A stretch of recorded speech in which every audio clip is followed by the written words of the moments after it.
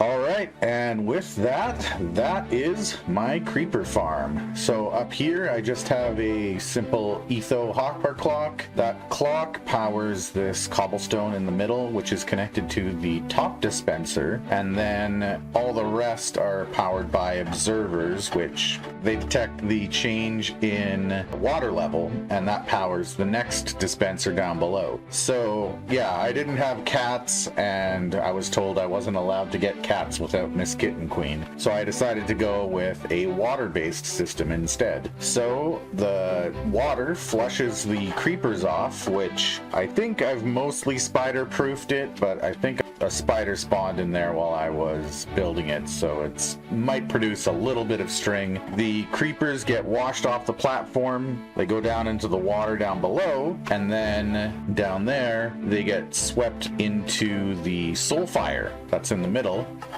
or the soul campfires, and then that takes them out, and their gunpowder is picked up by the hoppers down there. And then I just made, for a storage system, I just have a chain of hoppers going down into some barrels at the bottom so that I can pick it up down at the bottom, and then I don't have to fly up here every time in order to access all the gunpowder, so it sends it automatically down to the bottom. So that's it for that project. I'm pretty happy that I've got that done now. Now I don't have to conserve my rockets like they're made of precious gold anymore, so that's always good news. Now for my next step, I will meet you in front of my piston door.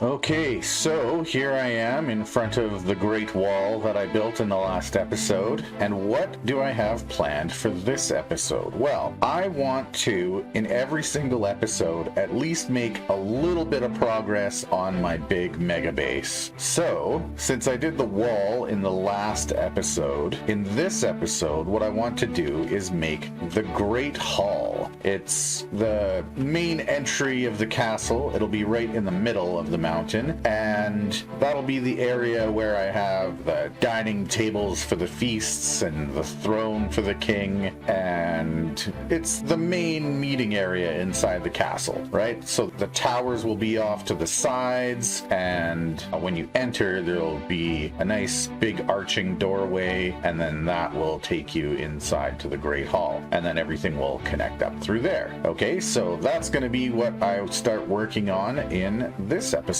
So, you know what that means. It's time for yet another time lapse.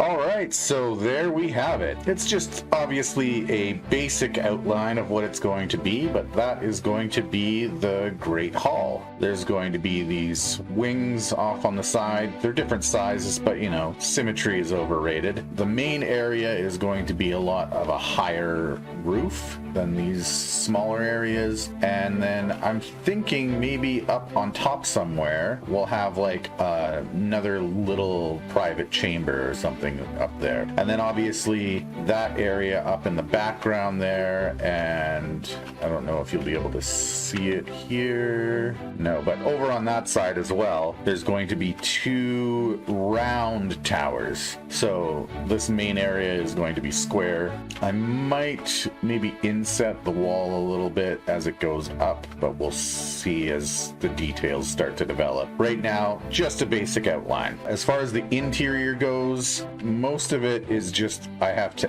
clear out all these blocks. It's just solid wall-to-wall blocks, so I figure I'll just do the rest of that off camera, but this is going to be the general shape of what it looks like. And as I've said before, this is just a general shape thing. It's not just going to be all one block. I'm going to be adding details and all that as I go. I just want to get the general layout of it for you guys ready so that you can kind of see see as it starts to take shape. So it's going to look really rough and noobish to begin with, and then the more and more work that I do, the more it will start to come together and look like a really cool place. I do have lots of awesome plans for this place, but for now, just the general shape. Going to be replacing all the dirt and stuff like that as well. But yeah, so that is it for the Great Hall.